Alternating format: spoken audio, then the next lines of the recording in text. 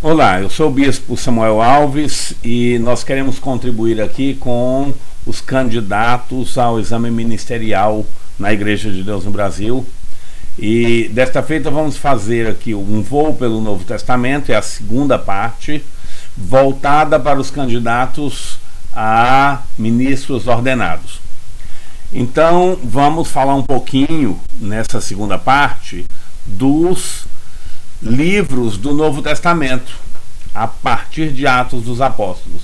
Na parte 1 tratamos dos Evangelhos e agora a partir de Atos. Atos dos Apóstolos é então o quinto livro do Novo Testamento. Geralmente conhecido apenas como Atos, né? Ele descreve, na verdade, a história da era apostólica. Então lá em Atos você tem o registro dos acontecimentos do início da igreja, né, voltado muito mais para o primeiro século, normalmente antes da destruição de Jerusalém. Então trata da era apostólica.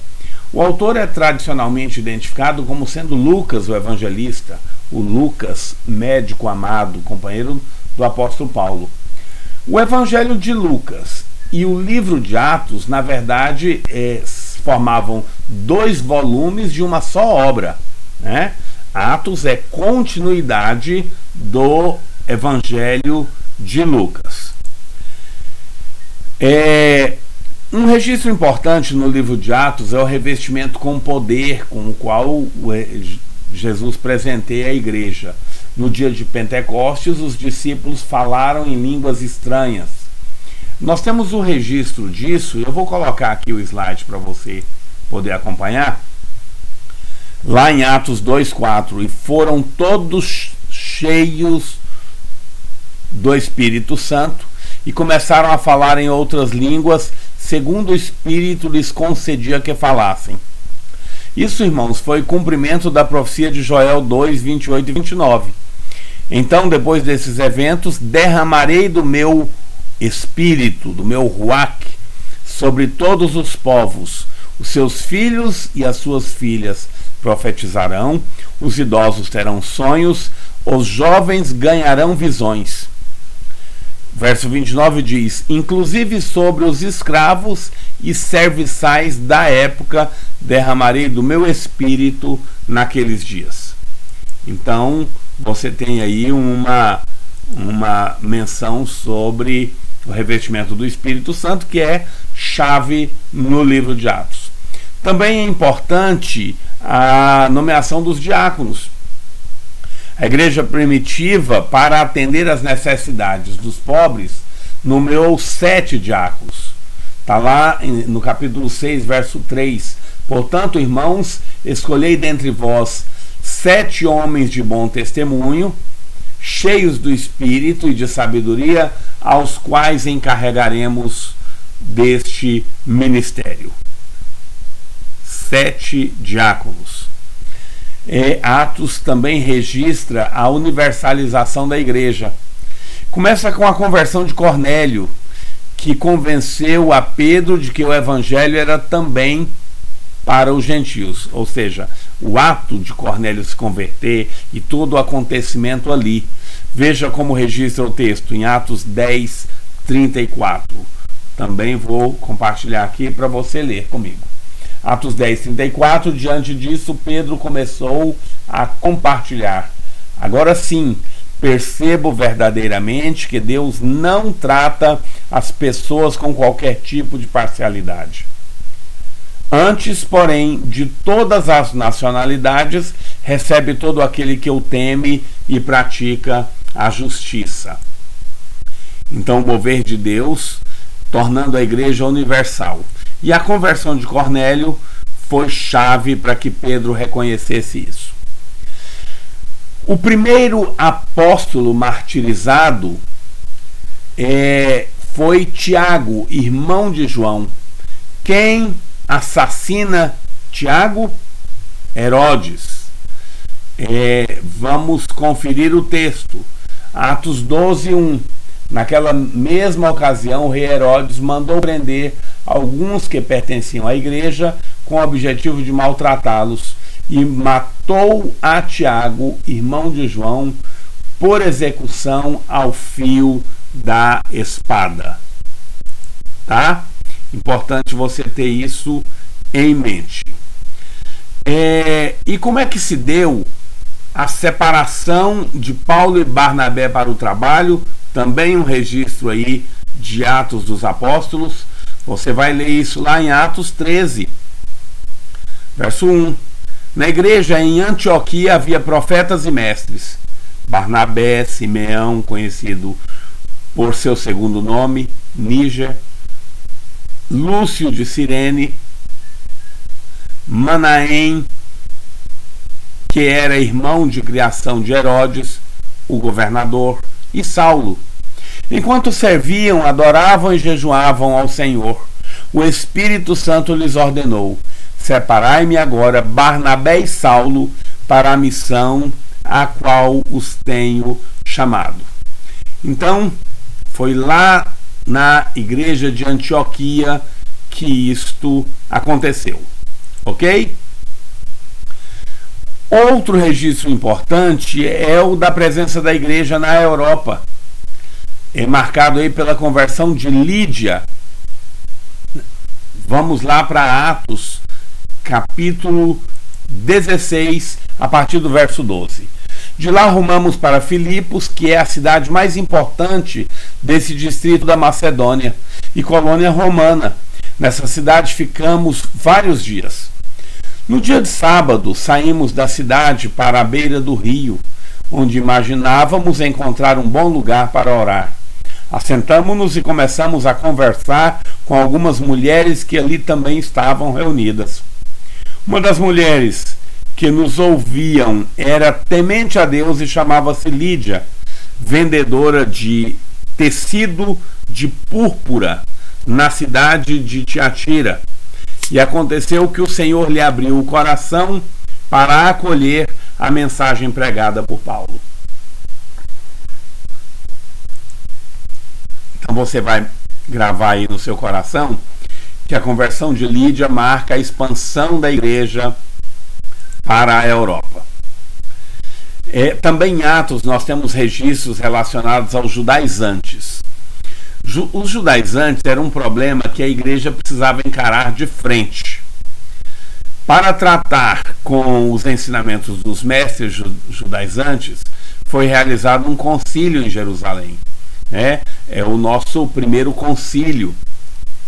Você tem aí em Atos 15, a partir do verso 1. Alguns homens que haviam descido da Judéia passaram a ensinar aos irmãos: se não vos circuncidardes, conforme a tradição instituída por Moisés, de forma alguma podeis ser salvos. Olha o ensino dos judaizantes. Por esse motivo, Paulo e Barnabé tiveram uma acirrada divergência com eles. E os irmãos decidiram que Paulo e Barnabé, juntamente com outros, deveriam subir até Jerusalém e tratar dessa questão com os apóstolos e com os presbíteros. Entretanto, verso 5, alguns do grupo religioso dos fariseus que tinham crido levantaram-se protestando: é necessário circuncidá-los e ordenar-lhes expressamente que observem toda a lei de Moisés. Diante disto, os apóstolos e os presbíteros se reuniram para deliberar sobre a questão imposta.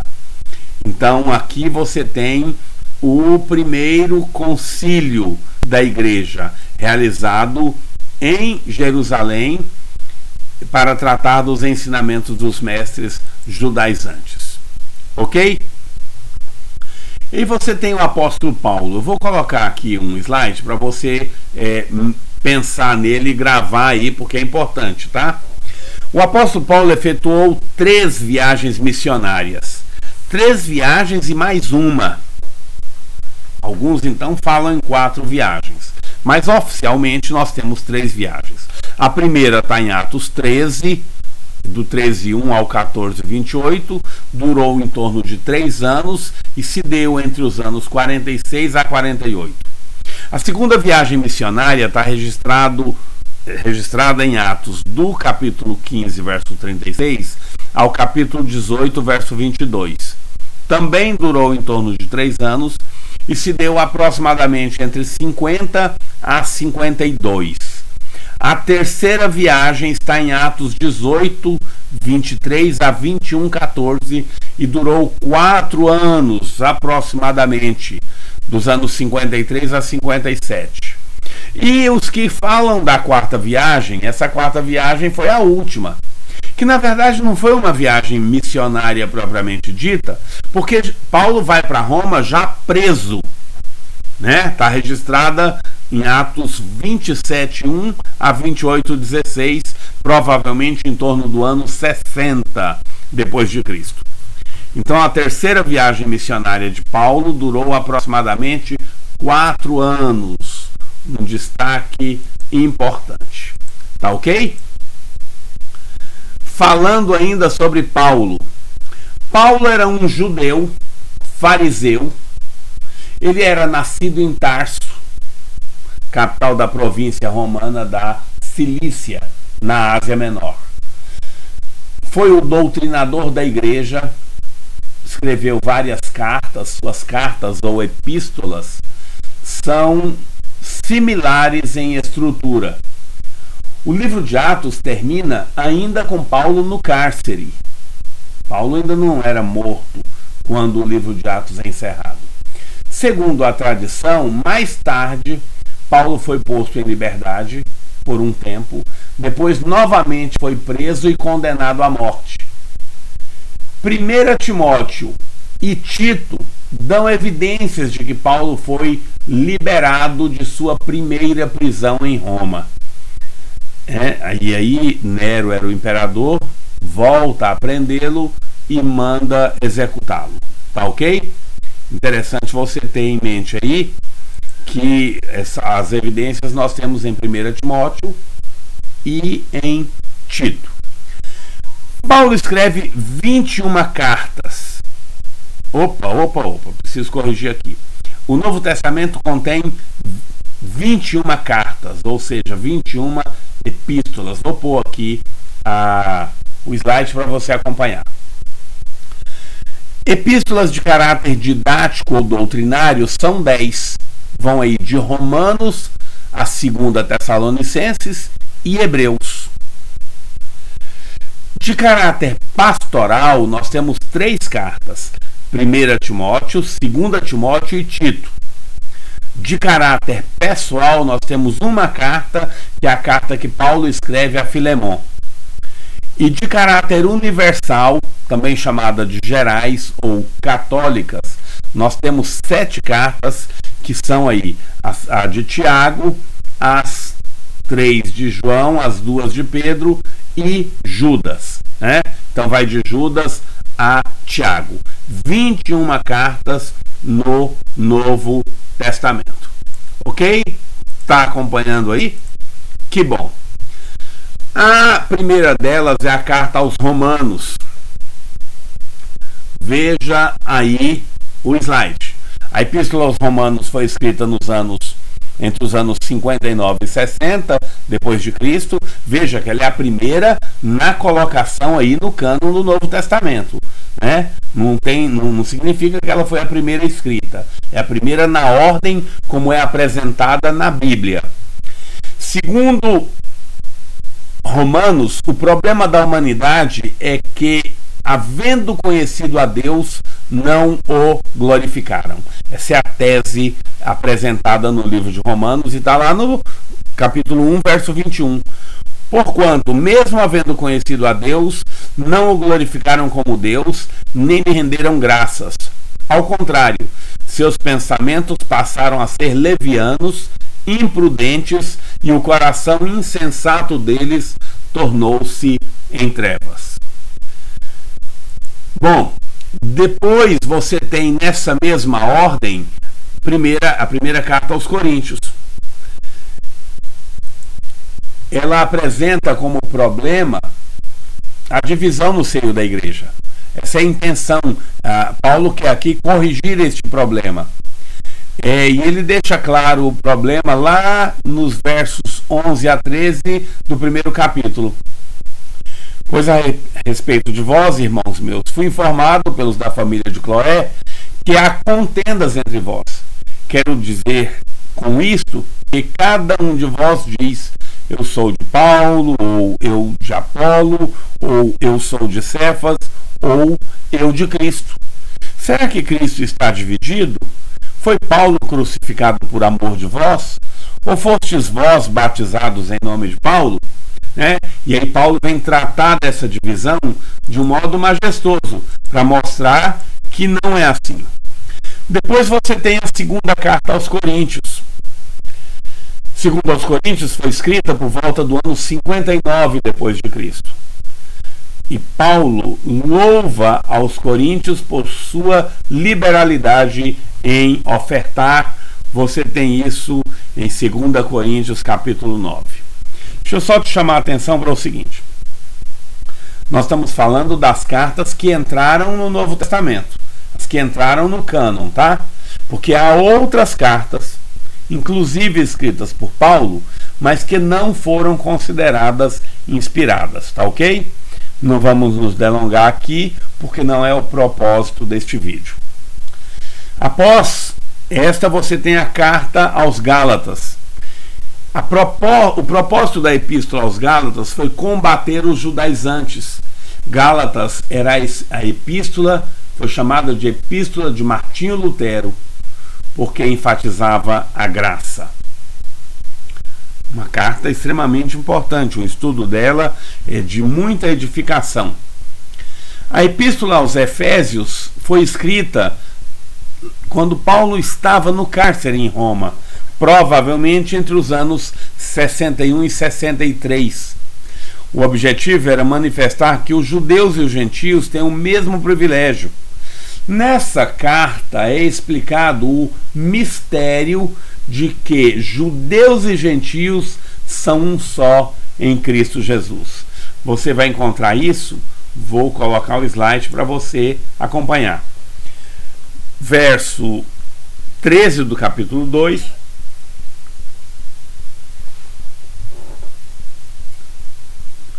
Mas agora, em Cristo Jesus, vós que antes estáveis longe, pelo sangue de Cristo chegastes perto.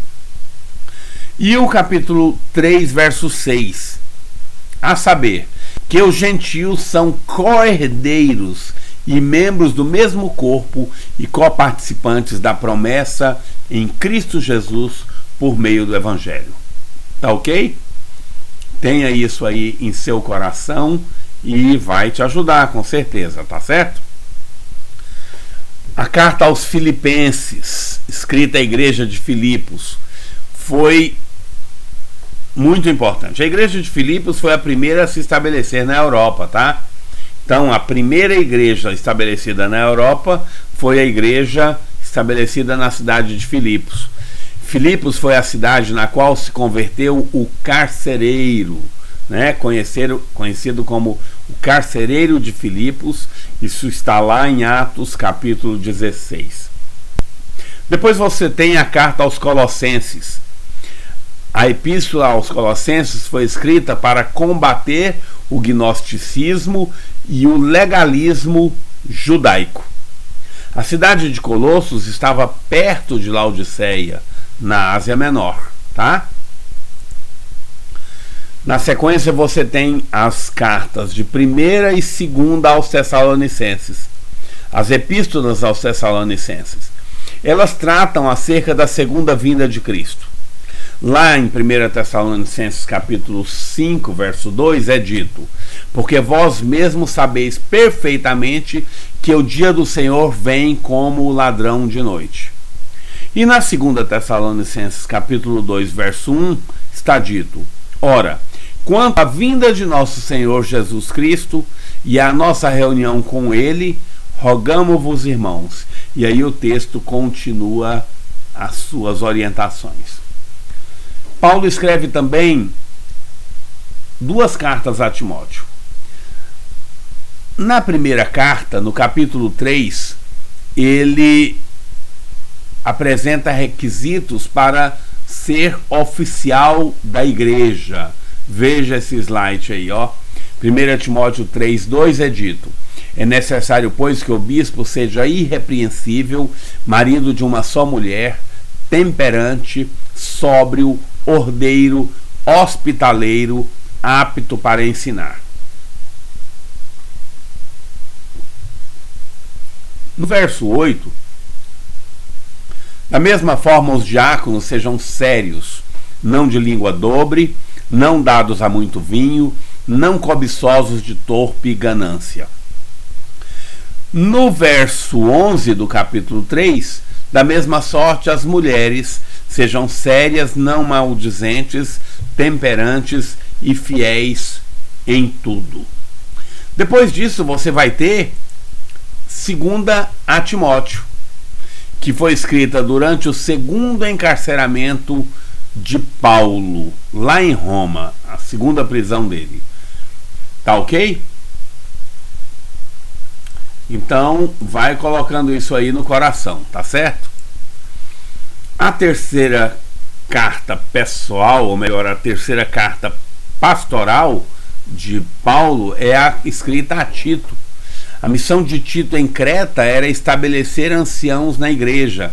E aí Paulo ensina, no verso 5 da carta a Tito, do primeiro capítulo: por esta razão te deixei em Creta, para que pusesses em boa ordem o que ainda não está, e que cada cidade estabelecesses, em cada cidade estabelecesses anciãos, como já te mandei. Tá ok? Olha aí o verso, tá ok?